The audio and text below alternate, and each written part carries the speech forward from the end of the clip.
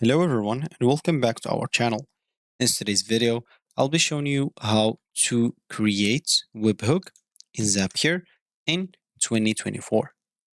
So webhook basically allow you to trigger actions from other platforms or application, making your workflows smoother.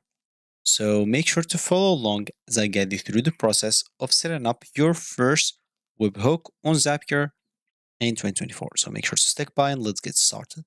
Before we start with this video, make sure to watch us from now till the end so you have full experience. First, you'll need to go and open a browser. For me here, I'm using Brave. For you, you can use how you want. Once you open it, go to this URL section. All you need to do here, just type zapier.com, hit the enter button, and you should be taken to the home screen or main screen. Of course, if it's your first time, you'll be taken here. So you can go to this top right corner to click on login to log in into your account if you have an account. And if you don't have an account, click on sign up and set to create an account.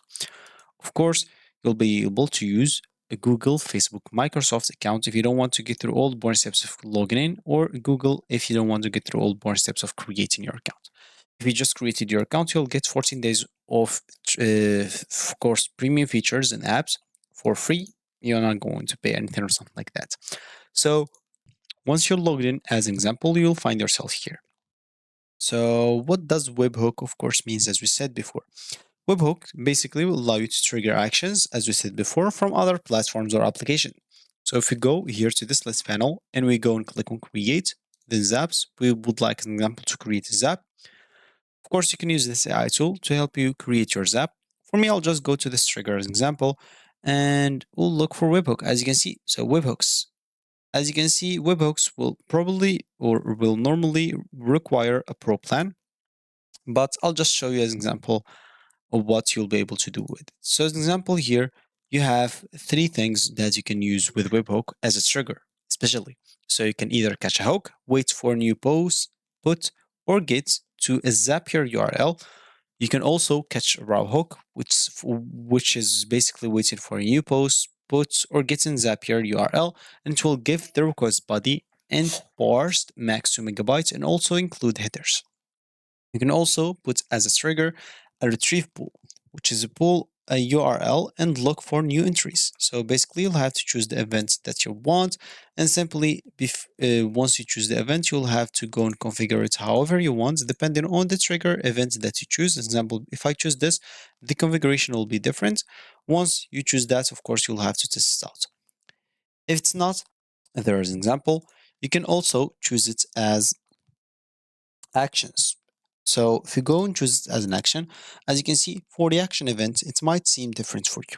So you might find here custom request, which will fire off a custom request by providing raw details, very flexible but unforgiving.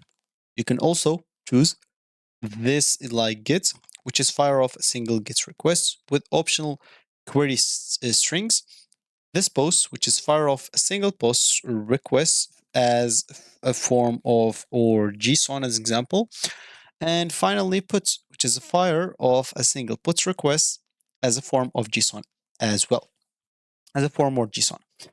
So let's just choose this example. Let's see the configuration of it. Just click on continue. So as you can see, for this one, it has this configuration. If we go and change this get, an example, to custom request, if we go and click on continue, it will add another, or it will have another configuration. So depending on however you're going to use it as a trigger or as an action, whatever the trigger event or the action event, the configuration will be different.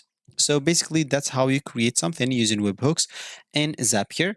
Of course, just configure it and test it out. Once you fill up, as an example, those informations in here, let's just say, I don't know, just fill up some random informations here, which is google.com, which is completely random, probably will not do anything, but I'll just go and click on continue. Here, of course, you'll have to go and click on test the step. And of course, for me, I'll just go and skip it because google.com will have nothing good. So once you have these three check buttons, that means it's all good to go. Same will be for this one's example. So I'll just go here and choose google.com. I fill up all whatever it is, then click on continue. And I'll just go and click on test the trigger. And as you can see, I'll skip the test again because I just enter random URL. So as you can see, now once both of them are working as intended, you have this check button in both. All you need to do, just go and publish it. And of course, you will have to turn it on.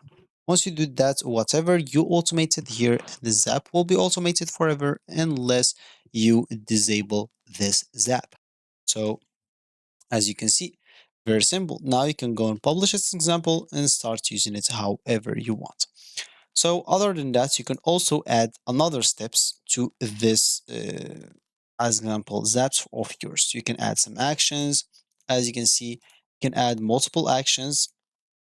You can also like like basically it's up to you to do whatever you want. I'm not sure what do you want to create exactly, so it's up to you to create. As example, you can put one trigger which will does multiple actions. You can also use this AI tool to help you out creating some actions for you, especially if you don't know like what you want exactly. Maybe as example, I want to send a Slack message as action.